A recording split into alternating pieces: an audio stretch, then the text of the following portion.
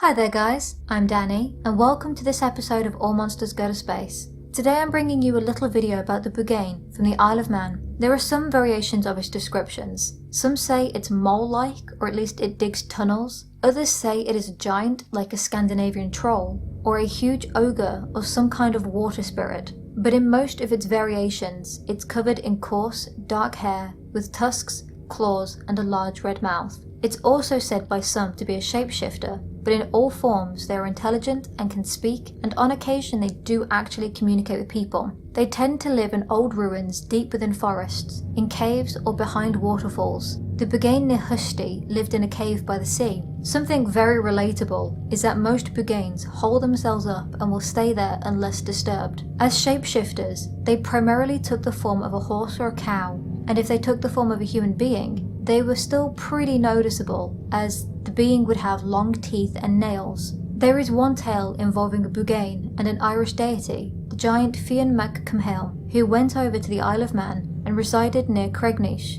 A Buggane from Barul took offence and came up with battle in mind, but the Irish giant didn't want to, so Fionn's wife disguised him as an infant, and upon seeing the child, the Buggane assumed that Fionn would be massive, and so he left. Eventually they did meet near Kirk Christ Rushan, and they fought for a whole day.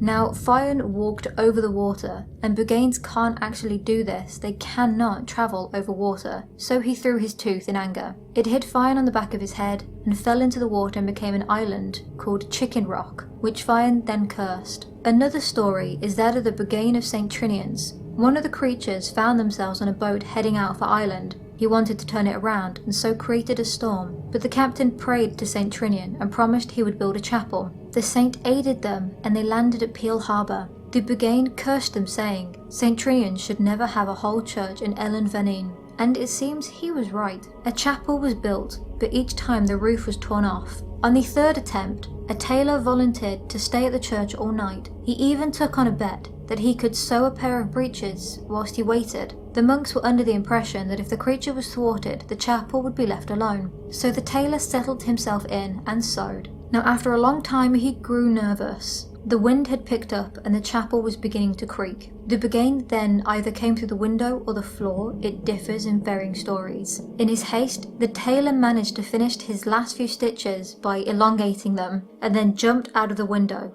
just in time too, as the roof then fell in. The Buggane gave chase and the tailor ran onto hallowed ground, where the Bugganes cannot actually follow. In his rage, the Buggane tore off his head, threw it, and then disappeared, and it had never been seen since, but the chapel also hasn't had its roof replaced either. It's also said that Bugganes are the type of being that fairies ask to help them punish people. One such story was about a woman from Glen May who was incredibly lazy. One evening she discovered that she only had the end of a piece of bread left, so she decided to make more. The only thing is, fairies are greatly offended if someone bakes after sunset or before sunrise, but the housewife only found out she was running low just before sunset, so the fae folk became enraged and sent out the Buggane. He grabbed her up by her apron and carried her over to a cliff, but luckily for her she still had her knife, so she cut her apron strings, and as he went to swing her, the creature lost his balance and fell down the cliff himself. Now you can actually find the Buggane in a small handful of popular culture pieces. It is included in the fantasy novel by Murat called The Road to the Pharaoh City,